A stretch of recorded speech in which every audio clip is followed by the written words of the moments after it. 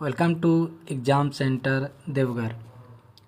पिछले वीडियो तक हम लोगों ने ठोस द्रव और गैस के बारे में पढ़ चुके थे और ये चैप्टर पढ़ रहे हैं हम लोग हमारे आसपास के पदार्थ देख रहे हैं। और इसमें ठोस द्रव और गैस और छोटे छोटे कणों से मिलकर जो पदार्थ बने हैं वो पढ़ चुके थे। और आज के वीडियो में देखने वाले हम लोग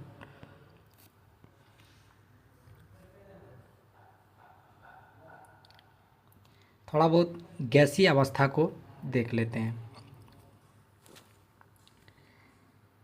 गैसीय अवस्था में कणों की गति नियमित और अत्यधिक तीव्र होती है। अनियमित गति के कारण कण आपस में एवं बर्तन की दीवारों से टकराते हैं। बर्तन की दीवारें पर गैस के कणों की प्रति इकाई क्षेत्रफल पर लगे बल के कारण गैस का दबाव बनता है। यानी इसका कोई निश्चित दिशा नहीं होता गैस का, ये किसी भी दिशा में जा सकता है। आगे देखते हैं।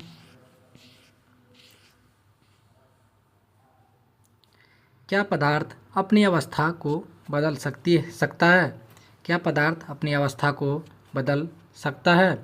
अपने प्रेक्षेपण से हम जानते हैं कि पदार्थ की तीनों अवस्थाएं में रह सकता है। पदार्थ जो है तीनों अवस्था जैसे ठोस, द्रव और गैस तीनों अवस्था में रह सकता है। आगे देखते हैं।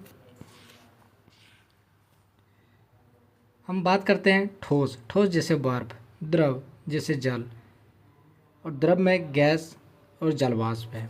अवस्था बदलने के दौरान पदार्थ के अंदर क्या होता है?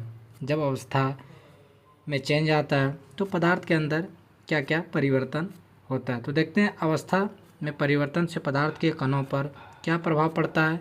क्या हमें इन प्रश्नों का उत्तर नहीं खोजना चाहिए? आगे देखते हैं।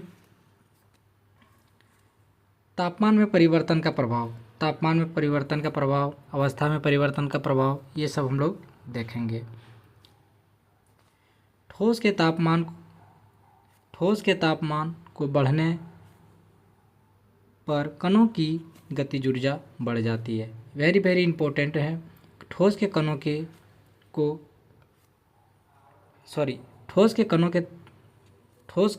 तापमान को बढ़ाने पर कणों की गतिज ऊर्जा बढ़ जाती है। अगर ठोस का तापमान बढ़ा देंगे तो कणों की गतिज ऊर्जा बढ़ जाती है। आगे देखेंगे। गतिज ऊर्जा में वृद्धि होने के कारण कण अधिक तेजी से कंपन करने लगता है। अगर गतिज ऊर्जा वृद्धि होगा तो कण जो है अधिक तेजी से कंपन करने लगता है। ऊष्मा के द्वारा प्रदत्त की गई ऊर्जा कणों के बीच के आकर्षण बल को पार कर लेती है। इस कारण कण अपने नियत स्थान को छोड़कर अत्यधिक स्वतंत्र होकर गति करने लगता है।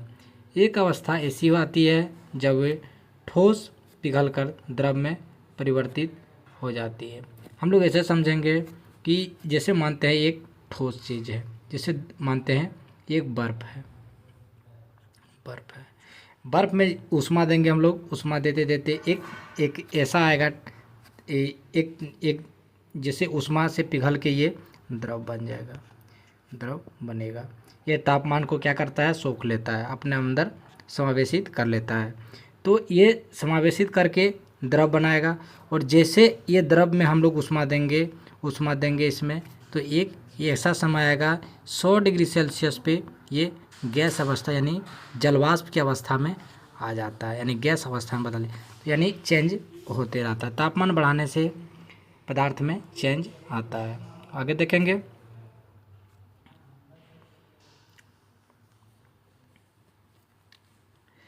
ये कह रहा है स्वतंत्र रूप होकर गति करने लगता है। एक अवस्था ऐसी आती है जब ठोस पिघलकर द्रव में परिवर्तित हो जाता है। आगे देखेंगे।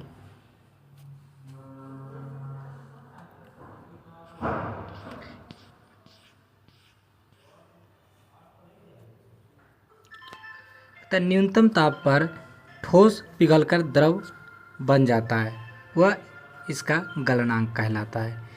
न्यूनतम ताप पर ठोस पिघलकर द्रव का जो बनना होता है उसका गलनांक कहलाता है।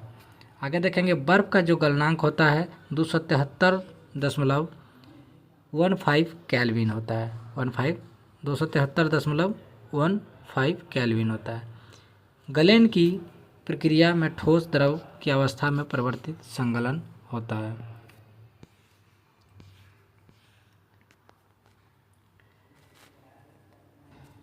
भी कहते हैं किसी ठोस के गलने की प्रक्रिया में तापमान समान रहता है। अगर ठोस है तो ठोस के गलते समय उसकी जो तापमान होता है वो समान रहता है, तापमान समान रहता है। इसे ऊष्मीय ऊर्जा कहा जाता है। गलने के प्रयोग की प्रक्रिया के दौरान आपने ध्यान दिया होगा कि गलनांक पर पहुंचने के बाद जब तक संपूर्ण बर्फ पिघल नहीं जाता तापमान में बदलाव नहीं होता है। जब तक बर्फ पूरी तरह से पिघल नहीं जाता है जब तक तापमान में बदलाव नहीं होता है। ऊष्मीय कहता है बीकर को ऊष्मा प्रदान करने के बावजूद भी ऐसा होता है कि कणों को परस्पर आकर्षित बल को वशीभूत करके पदार्थ की अवस्था को बदलने में इस ऊष्मा का उपयोग होता है। चूँकि तापमान में बिना किसी तरह की वृद्धि दर्शाए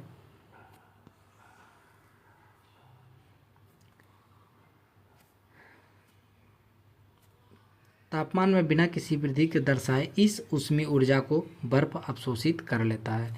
जो ऊष्मा होता है बर्फ क्या कर लेता है, अवशोषित कर लेता है।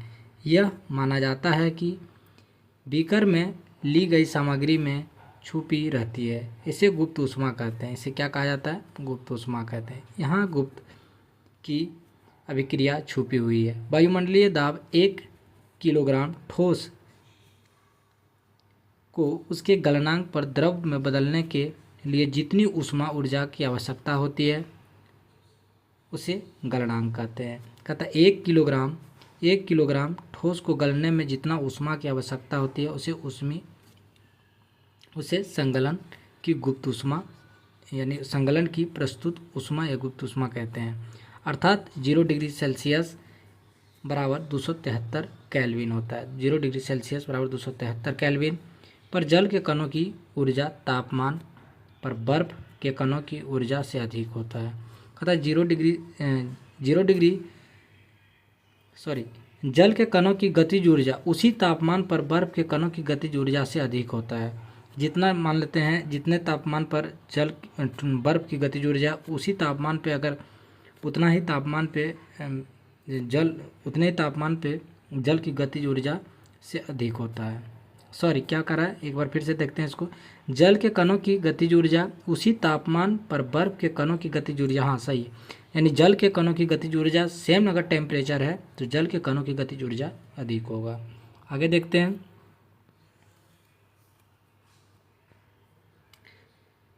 जब हम जल में ऊष्मीय ऊर्जा देते हैं तो कण अत्यधिक तेजी से गति करते हैं। एक निश्चित तापमान पर पहुंचकर कणों की गतिज ऊर्जा आ जाती है कि वे परस्पर आकर्षण बल को तोड़कर स्वतंत्र हो जाता है। हम लोग समझेंगे, जैसे मानते हैं एक बर्तन में जल रखे हैं और इसमें टेम्परेचर दे रहे हैं हम लोग, यानी ऊष्मा दे रहे हैं, आग जला रहे हैं नीचे से। एक समय ऐसा आता है जो कि ये पानी इसमें जो है ये उबलने लगता है और उबलते उबलते ये भाप के रूप में उड़ने लगता है। तो ये स्वतंत्र रूप हो जाता है, यानी 100 डिग्री सेल्सियस पे जल उबलने लगता है और ये स्वतंत्र रूप से गति करने लगता है, जिसके कारण एक अवस्था से दूसरी अवस्था में परिवर्तन हो जाता है। इस तापमान पर द्रव को गैस में बदलना शुरू हो जाता है। वायुमंडलीय दाब पर तापमान जिस पर द्रव उबलने लगता है उसे उसका क्वथनांक कहते हैं। कहता है जिस तापमान पर उबलने लगता है ये जल उसे उसका क्वथनांक कहते हैं। क्वथनांक स्पष्ट समाविष्ट गुण है। द्रव के सभी कणों को उतना ही ऊर्जा मिल जाती है कि वे वाष्प में बदल जाते हैं। जल के लिए यह तापमान 373 केल्विन यानी 100 डिग्री सेल्सियस होता है। जो इसका उबलने का जो तापमान होता है 100 डिग्री सेल्सियस पे उबलने लगता है और केल्विन में इसको चेंज करना है तो 373 केल्विन होता है। आगे देखते हैं। याद रखेंगे ये 373 केल्विन है और इसमें 100 डिग्री सेल्सियस, सॉरी 273 केल्विन है, इसमें 100 डिग्री को जोड़ें तो 373 केल्विन में चेंज हो गया है। इसका एक फार्मूला होता है C/5 बराबर F माइनस 32/9। ये याद रखेंगे। ये फ़ारेनहाइट में चेंज होगा, केल्विन में K माइनस 273/5 होता है। ये याद रखेंगे, K माइनस 273/5 होता है, 5 होता है। आगे देखते हैं।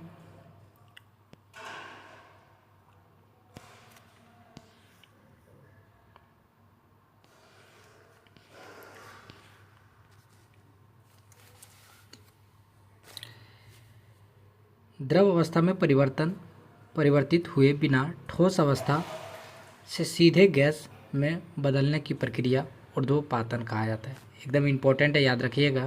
कहता द्रव अवस्था में परिवर्तन हुए बिना ठोस से सीधे गैस में अगर बदल जाता है, ठोस से अगर सीधे गैस में बदल जाता है तो उसे ऊर्ध्वपातन कहा जाता है। यानी मानते हैं ये ठोस है, ये एक ठोस पदार्थ है, ठोस है, ये द्रव है और ये गैस है।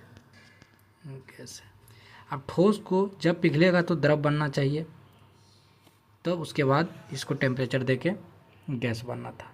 तो ये द्रव ना बन के ये सीधा ही गैस में कन्वर्ट हो गया। तो ये इस किस प्रक्रिया, तो इसे ऊर्ध्वपातन विधि द्वारा हो गया है। आगे देखते हैं। ऊर्ध्वपातन याद रखिएगा, ऊर्ध्वपातन कहते हैं। और गैस से सीधे ठोस में बनने की प्रक्रिया को निक्षेपण कहते हैं। एकदम वेरी इंपॉर्टेंट है, याद रखिएगा।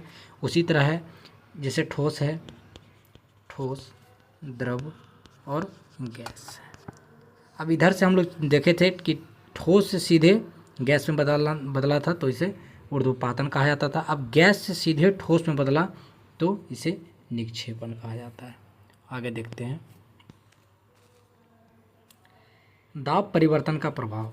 कहता हम जानते हैं कि घटक के कणों के बीच की दूरी में अंतर होने के कारण पदार्थ में विभिन्न अवस्थाएं में अंतर होता है। किसी सिलेंडर में भरी गैस पर दाब लगने एवं संपीड़न करने पर क्या होगा? क्या इसके कणों के बीच की दूरी कम हो जाती है? क्या आपको लगता है कि दाब बढ़ने या घटने पर पदार्थ की अवस्थाएं परिवर्तित हो जाती है? क्या आपको लगता है कि दाब बढ़ा के या घटा के अवस्था में परिवर्तन होता है? तो देखते हैं हम लोग।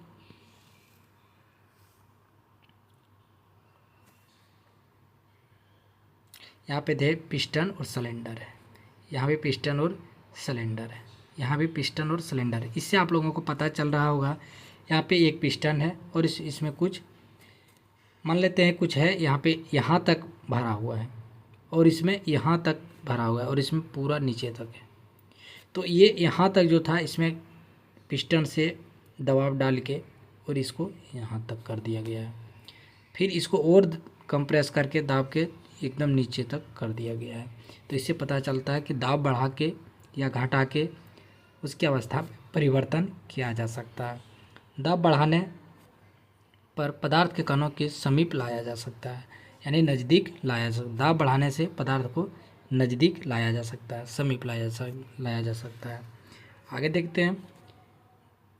दाब के बढ़ाने और तापमान घटाने से द्रव में क्या बदल सकती है?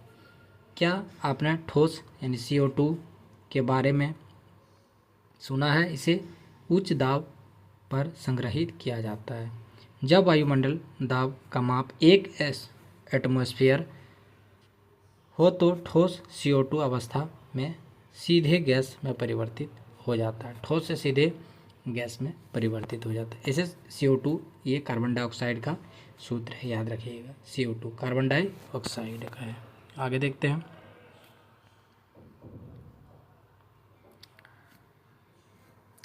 हो जाती है। यही कारण है कि ठोस कार्बन डाइऑक्साइड को शुष्क बर्फ बोला जाता है। यानी ठोस जो कार्बन डाइऑक्साइड है, शुष्क CO2 को शुष्क बर्फ भी बोला जाता है। इस तरह से हम कह सकते हैं कि पदार्थ की अवस्थाएं यानी ठोस, द्रव और गैस दाब तापमान के द्वारा तय होता है। दाब और तापमान के द्वारा इसमें अवस्था में परिवर्तन लाया जा सकता है। आगे देखते हैं, यहाँ पे ये समझाया गया है कि अवस्था में कैसे कैसे चेंज आता है। तो अगर ठोस है, ठोस से हमको द्रव में जाना है, तो ठोस से अगर द्रव में जाएंगे तो उस विधि को ठोस से द्रव में जाना तो संगलन कहा जाता है। अगर द्रव से ठोस में आना है तो उसे जमना, फ्रीजिंग कहा जाता है। अगर ठोस से हमको गैस में जाना है तो ऊर्ध्वपातन कहा जाता है। अगर गैस से ठोस में जाना है तो निक्षेपण कहा जाता है। अगर द्रव से गैस में जाना है तो वाष्पीकरण कहा जाता है। अगर गैस से द्रव में जाना है तो संघनन कहा जाता है। ये याद रखिएगा, वेरी वेरी इंपॉर्टेंट है, एग्जाम में आने वाला प्रश्न है। तीनों अवस्थाएं पदार्थ के अंतर रूपांतरण है। आगे देखते हैं, ये आप लोगों का प्रश्न है, कहता है निम्नलिखित तापमान को सेल्सियस में बदलें। तभी आप लोगों को फॉर्मूला बता चुके थे। सेल्सियस में C/5 बराबर F-32/9 किस में चेंज करने बोल रहा है? सेल्सियस में। और दिया किस में? केल्विन में दिया है।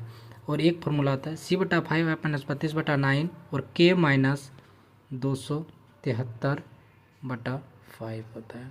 इसको आप लोग चेंज कर लीजिए, इसका रिलेशन इससे और इससे है, ये चेंज करना। आगे देखते हैं, फिर दूसरा प्रश्न उसी तरह है। भौतिक अवस्थाएं 250 डिग्री सेल्सियस और ये 100 डिग्री सेल्सियस। ये क्वेश्चन आप लोग कीजिएगा। किसी भी पदार्थ को अवस्था में परिवर्तन के दौरान तापमान स्थिर क्या रहता है? तापमान देखते हैं, एक सेकंड फिर से देखना है। किसी भी पदार्थ की अवस्था परिवर्तन के दौरान तापमान स्थिर क्यों रहता है? तापमान स्थिर रहता है, ऐसा क्यों होता है? अभी बताए थे तुरंत। वायुमंडल गैस द्रव में परिवर्तन करने के लिए कोई विधि सुझाइए। आगे देखते हैं, वाष्पीकरण देखेंगे हम लोग। वाष्पीकरण, पदार्थ की अवस्थाएं बदलने के लिए क्या सदैव ऊष्मा देना, दाब बदलना आवश्यक है? क्या आपने दैनिक जीवन से आप ऐसे कोई उदाहरण दे सकते हैं जिसमें बिना क्वथनांक पर पहुँचे हुए क्या कोई द्रव वाष्प अवस्था में बदल जाती है? तो बिना क्वथनांक पे पहुँचे सीधा वाष्प में बदल जाती है। जल को खुला छोड़ देने पर धीरे धीरे वाष्प परिवर्तित हो जाता है। आगे देखते हैं, गीले कपड़े सूख जाते हैं। इन उदाहरणों में जल क्या हुआ? हम जानते हैं कि पदार्थ के कण हमेशा गतिशील होते हैं, कभी रुकते नहीं हैं। एक निश्चित तापमान पर गैस, द्रव, ठोस कणों के विभिन्न मात्रा में गतिज ऊर्जा होती है। द्रवों में सतह पर स्थित कणों के कुछ अंशों में इतनी गतिज ऊर्जा होती है कि वे दूसरे कणों को आकर्षण बल से मुक्त हो जाते हैं। क्वथनांक से कम तापमान पर द्रव के वाष्प में परिवर्तित होने की प्रक्रिया को वाष्पीकरण कहा जाता है। वही कहा जाता है, बिना क्वथनांक पे आए हुए ये द्रव से यानी गैस में बदलना, ये वाष्पीकरण का है, यानी वाष्प में उड़ जाता है। जैसे कपड़ा सुखाना, ये वाष्पीकरण के कारण ही कपड़ा सूख पाता है। आगे देखते हैं, वाष्पीकरण को प्रभावित करने वाले कारक, कौन कौन से कारक जो है वाष्पीकरण को प्रभावित कर सकता है? आगे देखते हैं, ध्यान दिया होगा कि वाष्पीकरण की दर निम्नलिखित के साथ बढ़ती है। क्षेत्रफल यानी सतह के क्षेत्रफल बढ़ने पर अब हम जानते हैं कि वाष्पीकरण की सतही प्रक्रिया है। वाष्पीकरण एक सतही प्रक्रिया है। सतही क्षेत्र बढ़ाने पर वाष्पीकरण की दर बढ़ जाती है। हम ऐसे देखते हैं, मानते हैं एक छोटा सा एक गिलास है और एक मानते हैं बड़ा सा कढ़ाई है। ये कढ़ाई मान लेते हैं एक, और इसमें भी जल है, इसमें भी जल है, और इसमें भी जल है। तो इसमें भी अगर ऊष्मा देंगे, इसमें भी ऊष्मा देंगे अगर, तो इसका जो है सतही क्षेत्रफल अधिक है, तो इसमें जो है ज़्यादा वाष्पीकरण होगा, और इसमें इसका सतही क्षेत्रफल कम है, तो सतही क्षेत्रफल कम होने के कारण इसमें वाष्पीकरण की दर कम होगा। याद रखेंगे कि सतही क्षेत्रफल बढ़ाने से वाष्पीकरण की दर बढ़ जाती है, सतही क्षेत्रफल घटाने से वाष्पीकरण की दर घट जाती है। आगे देखते हैं।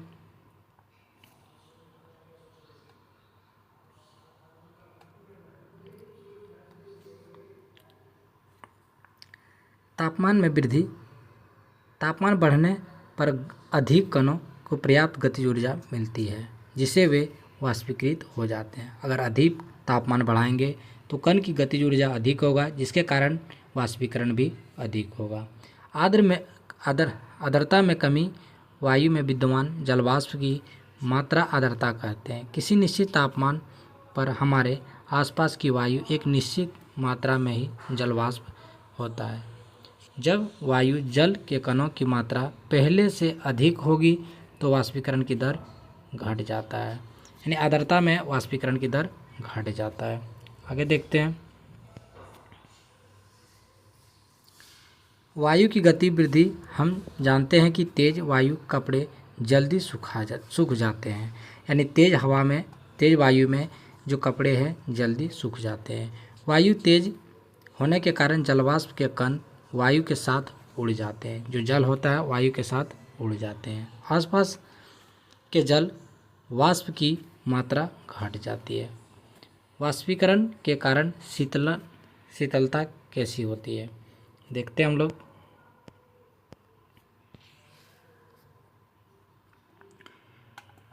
खुले हुए बर्तन में रखे द्रव को निरंतर वाष्पीकरण होता रहता है।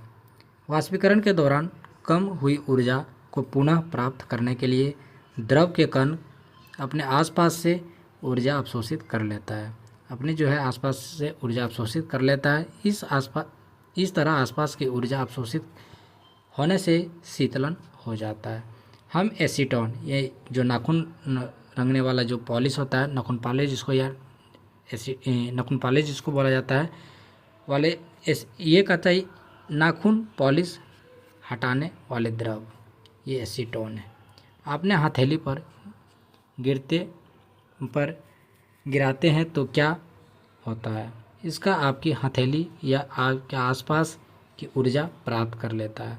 जो आपके हथेली के आसपास जो ऊर्जा होता है वो प्राप्त कर लेता है और वाष्पीकृत हो जाता है, जिससे हथेली पर शीतलन महसूस होता है, यानी ठंडक महसूस होता है हथेली पर। आगे देखते हैं। तेज धूप वाले गर्मी के दिन के बाद लोग अपनी छत या खुले स्थानों पर जल छिड़कते हैं, क्योंकि जल के वाष्पीकरण की गुप्त ऊष्मा गर्मी की सतह को शीतल बनाती है। क्या आप वाष्पीकरण के कारण शीतल होने के और उदाहरण दे सकते हैं?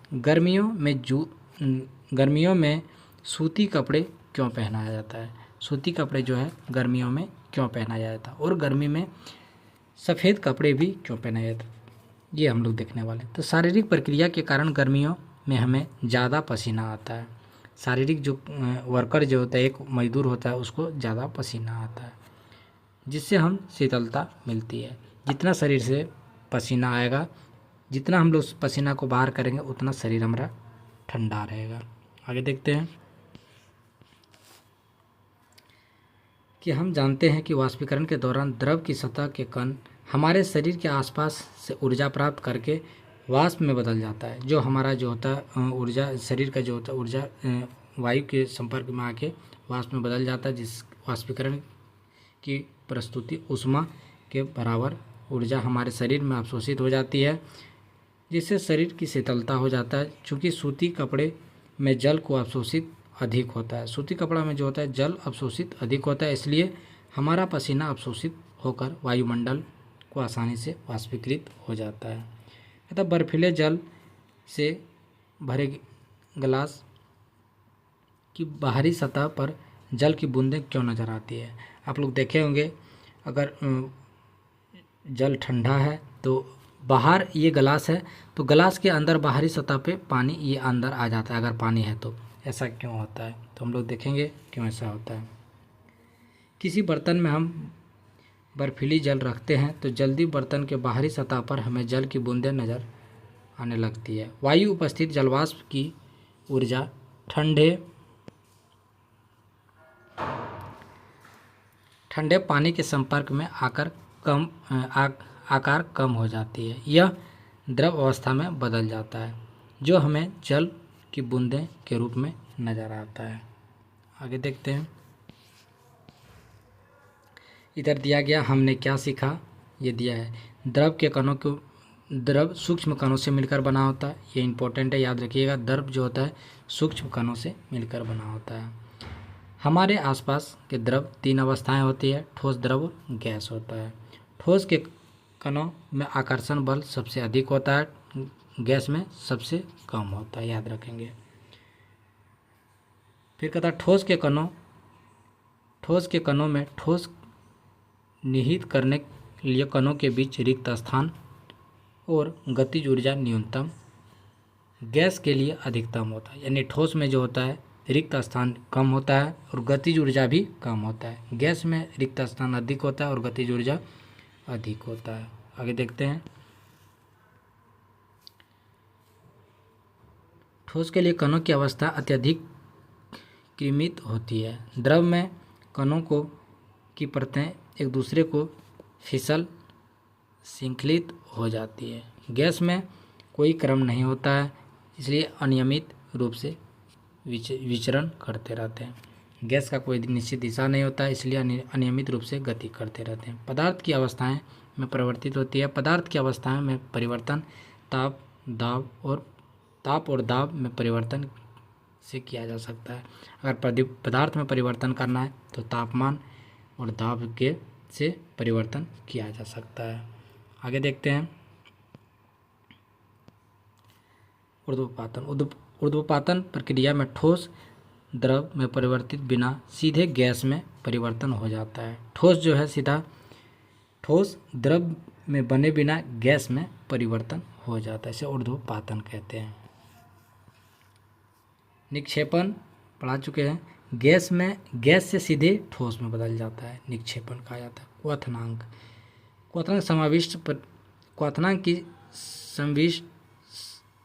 समष्टि परिघटना, जिसमें समष्टि के कारण द्रवों की अवस्था में वाष्प में परिवर्तन हो जाता है, उसे क्वथनांक। द्रव को वाष्प में परिवर्तन होना क्वथनांक कहा जाता है। वाष्पीकरण एक सतही परिघटना है। वाष्पीकरण ये याद रखेंगे, एक सतही परिघटना है।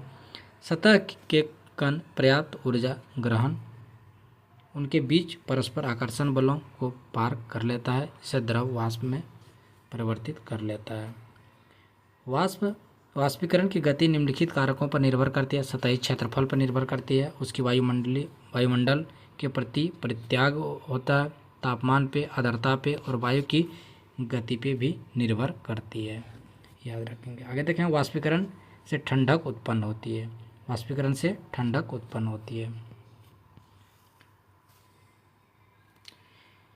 वाष्पीकरण की गुप्त ऊष्मा ताप की वह मात्रा जिसमें 1 किलोग्राम द्रव को वायुमंडलीय दाब और द्रव के क्वथनांक गैस अवस्था में परिवर्तित करने हेतु प्रयोग होता है।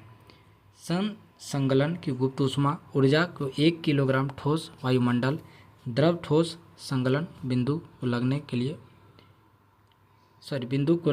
के लिए प्रयोग किया जाता है। कुछ दिया हुआ मापने के लिए राशियों, मापन एवं मात्रा, यानी मात्रा देखना है, राशि, मात्रा को प्रतीक देखना है। ये इम्पोर्टेंट है, याद रखेंगे, ये आपका इम्पोर्टेंट है। ये हम लोगों के ये मूल मात्रक है। मूल मात्रकों की संख्या 7 है। तापमान, लंबाई, संहति, भार, आयतन, घनत्व और दाब है।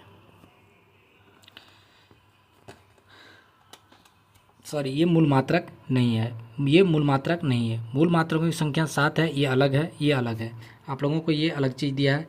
ये भी मात्रक है। ये तापमान का सही मात्रक होता है केल्विन। लंबाई का सही मात्रक मीटर। संहति का सही मात्रक होता है किलोग्राम, भार का न्यूटन, आयतन का घन मीटर और घनत्व का किलोग्राम प्रति घन मीटर और दाब का पास्कल होता है।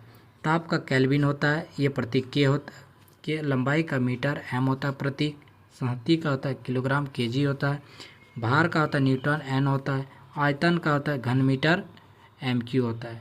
घनत्व का होता है द्रव्यमान बटा आयतन किलोग्राम पर घन सेंटीमीटर यानी किलोग्राम पर मीटर क्यूब और दाब का होता है पास्कल यानी पीए होता है, याद रखेंगे। और इधर आप अभ्यास दिया है, चैप्टर ख़त्म हो चुका है। आप लोगों को वीडियो अच्छा लगे, अगर समझ में आ रहा है तो लाइक करें, शेयर करें और सब्सक्राइब करें। थैंक यू, फिर मिलते हैं अगले वीडियो में।